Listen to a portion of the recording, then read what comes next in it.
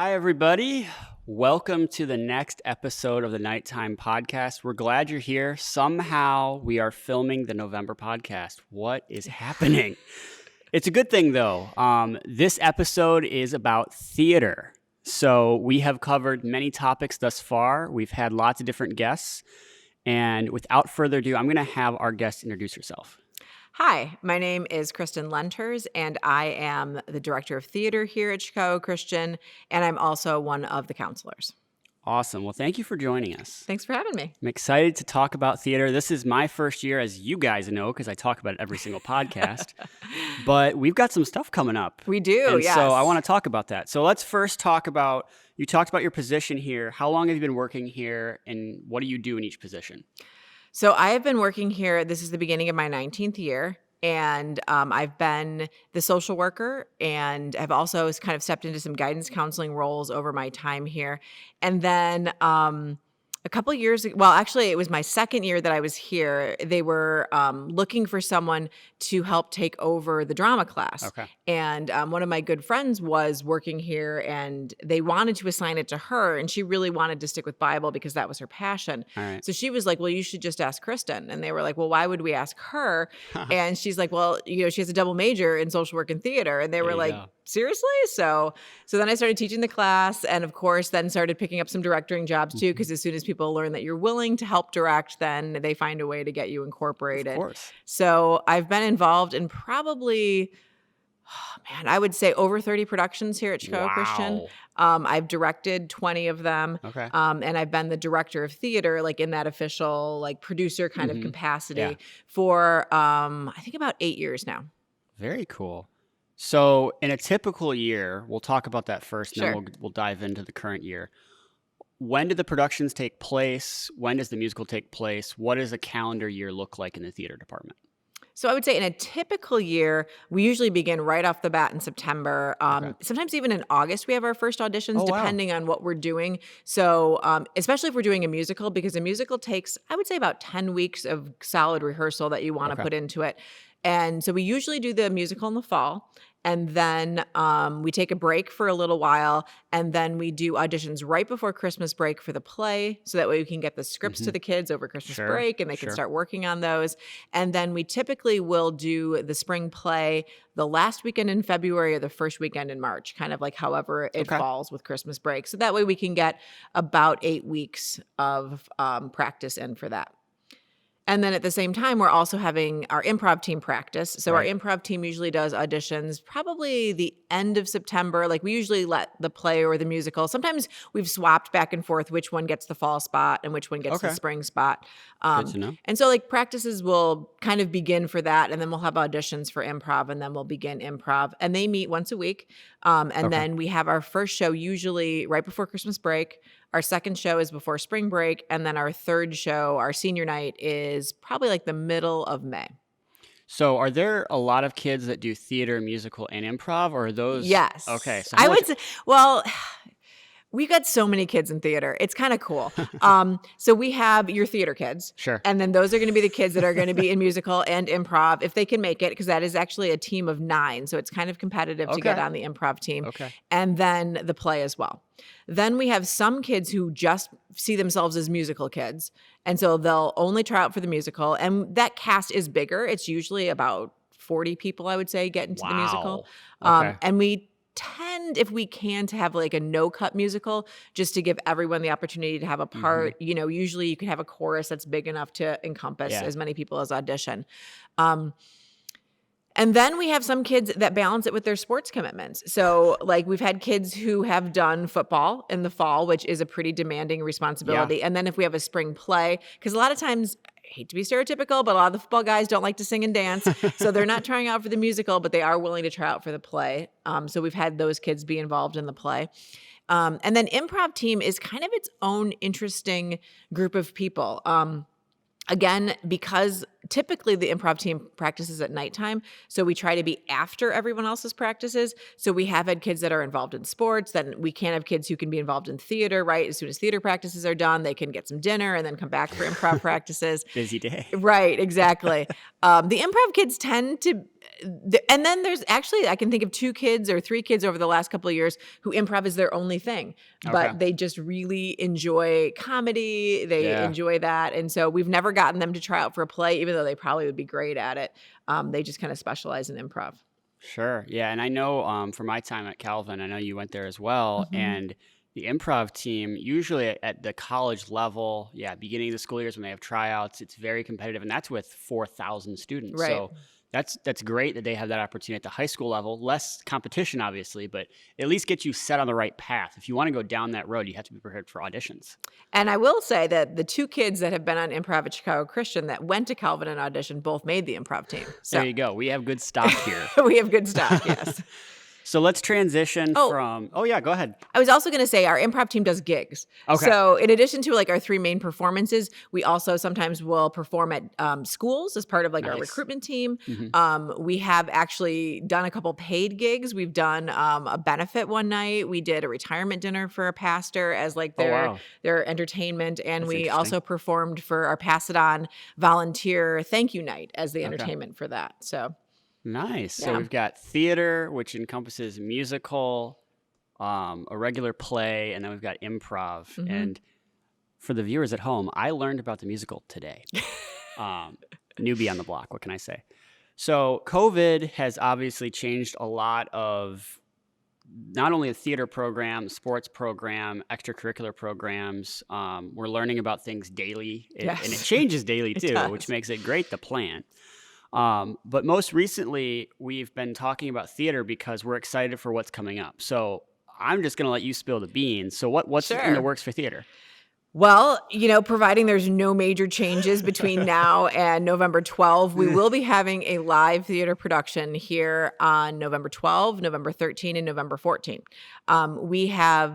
We actually kind of regrouped over the summer and made the plan to change. We were originally going to do the musical in the fall. We were kind of excited to be doing the Disney production of Freaky Friday on Friday the 13th. Just thought that'd be kind of fun. Okay.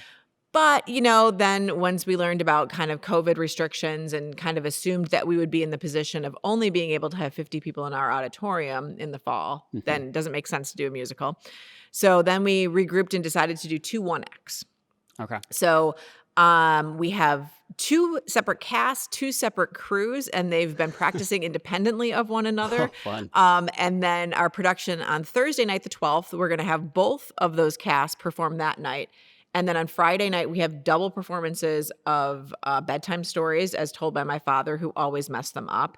And then on Saturday, we have double performances of a deep poetic journey into something.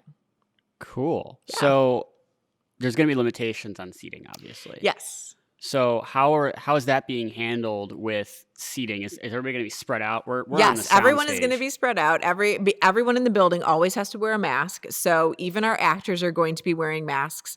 And at first, I'll tell you, I was really not excited about that because I'm a very expressive person. I think I tell a lot of the story through my face. I think we all do, yeah. Yeah, and it's something that we really work with the kids to do too. Yeah.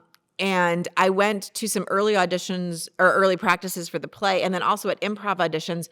I think that we're just getting so accustomed to the masks that they tend to go away. Yeah, and I just felt like you kind of do. You kind of forget they're there, And I mean, there were a couple things that did, like you can't really stick your tongue out at somebody with a mask on. But other than that, it just kind of like dissipated, and the play went on, and the story went on, and it just it didn't feel as restrictive as I was worried it was going to be. Yeah, and I think to some extent you learn new skills, new ways to communicate the emotion. So maybe your eyebrows are being used more, or we're looking at your eyes more, just things like that. And you're really working on your voice, right? Oh, you're really working on communicating that expression through your voice and through your body, which is actually a great thing for a stage actor to learn because stage, as you probably know as a filmmaker, right? Stage is more about your physicality, about using your body to tell a story because you're doing it from such a distance from your audience. Absolutely. Where film tends to zoom in and do more with the face. So I think this is a good training thing. Oh, yeah. I mean, theater, at least in my limited experience, I feel like it's more heavy on the actress side of things. And versus film, the camera can do kind of heavy lifting. So on top of the theater already doing the heavy lifting, now the students have a mask, which means they're doing even more crazy things. So it should be fun. I'm excited to see it. This is my first theater seeing anything at CCHS. And of course, it's during COVID because, why not? But you did ask about our audience. So our audience Yes. also does need to be masked. Okay. That is going to be a requirement of our audience. We will be selling masks at the door if you need to purchase one, both our commemorative CCHS Theater Department mask, or if Oh. you just want to buy, the cheap medical grade one, we can sell you one of those as well. And then we are going to be social buffering our audience seats. So we actually hopped onto the online train now, and we have a website where people can buy tickets. And the website, Okay. thankfully for me, does the social buffering for me. So as you select a seat, it then buffers all the seats around it to kind of protect everyone. Okay. And so everyone has an assigned seat. Everyone will get a digital ticket, and we'll scan those tickets at the door, and we'll help you to find your seat. And then we'll keep the audience socially buffered. And then because of the 50-person limitation, we had to count in who in our tech crew would be in the room. We had to count who are the actors that are going to be on stage and what's that max number. So we decided safely we could sell 36 tickets. So that's what our current live audience is going to be, is 36 people for one of the three shows that we have. Yeah, and that's similar to how I've been watching football, and they can't have a full stadium. I think they're averaging 17% of the stadium, and it's hilarious because you never realize how loud that stage is that you don't hear on live performances. So I'm really curious to see how much we hear that audience. I know they're going to be cheering hard because I hope so, because the thing about theater is that you really do kind of engage with the audience in a different way. And if your audience is engaged and reacting to you, if they're laughing, if they're gasping, then that kind of empowers an actor to have a little bit better, I think, of a performance, because they feel that response. They feel like, okay, I'm getting kind of the applause, right, that you would get. So. Absolutely. That's one of the things about Hamilton, about, any show that you've seen on Broadway, is they always say if the audience is laughing, clapping into it, they gasp audibly enough to hear it on stage, that just helps the actors get more into it. So I'm getting off on a tangent. So before I get too far on a tangent, I'm going to wrap this up. So we talked today about your position, how long you've been here, what it looks like in a non-COVID context, and then I'm pumped that we have theater in a COVID context. Also. Well, and you're selling yourself short too, because one of the things that Dustin's going to be doing for me is he's also going to be filming it. Plug. We are going to be streaming it as well. So even if you're not able to come or don't feel comfortable coming, the weekend after the production on the 20th and 21st, we're going to be streaming both of the productions. Yep. There is a really small fee for that as well. I believe it's $8. Okay. So, just to help us, because we have to pay for the royalty costs for the streaming as well. So just to kind of help pay for that. And then you can get your own unique code, and you can log on and you can watch it on those streaming platforms. So, right now, we're not 100% sure what we're going to be doing with the musical. Obviously, like we talked about, we try to have as many people in the cast as possible. So if that happens again, then we may look at potentially even having a live audience of, 10, 11. So more people would be watching the streamed version. Sure. And we're kind of hoping maybe we're going to live stream the musical. But we haven't committed to that yet. I was going to say, it's in the works. We'll We'll figure out if between now and then, if we can get everything streamlined. But as per the year with COVID, you learn as you go. So, all right. Well, thanks for joining us. I appreciate getting to know you better, also learning about CCHS with everything going on in this room. It's amazing to me how many different purposes this room functions as. So I've enjoyed filming in here, which is why we flipped the script and we filmed facing the audience instead. Can I make one more plug? Yeah, absolutely. Okay. So on Thursday, December 10, we are also hoping to have our first live improv show. Oh, cool. And we will be doing a very similar thing using the same platform. We'll be selling a limited amount of tickets for the live show. We're going to try to stream that on Facebook Live that night, hoping that maybe we could even have people like give us suggestions, type them in, so that it kind of still has that interactive feel going on. So keep your eyes open for that. We do have a theater department Facebook page and an Instagram page where we try to post a lot of things. Hasn't been a lot yet because honestly, everything changes day by day. And I've been trying to figure out exactly what to post and when to post it. But this weekend, this is November. So probably by the time this is posted, you can check out our Facebook page and Instagram page, and we'll share those on the CCHS Facebook page as well, so that you can find those connections and figure out where to buy tickets or how to stream either of those two events that are coming up. So Thanks for the plug. I was going to say, we had a theater plug, improv plug, and we're figuring out the musical. So I think we've covered all our bases. So this was the November Nighttime podcast with Mrs. Cristin Lenters. She is the theater extraordinaire here, also in charge of improv. Our next episode will be in December. I'm not going to tell you what it's about, but tune in. It'll be fun.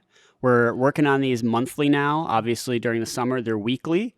So until next time, we will see you later. Thanks for joining us.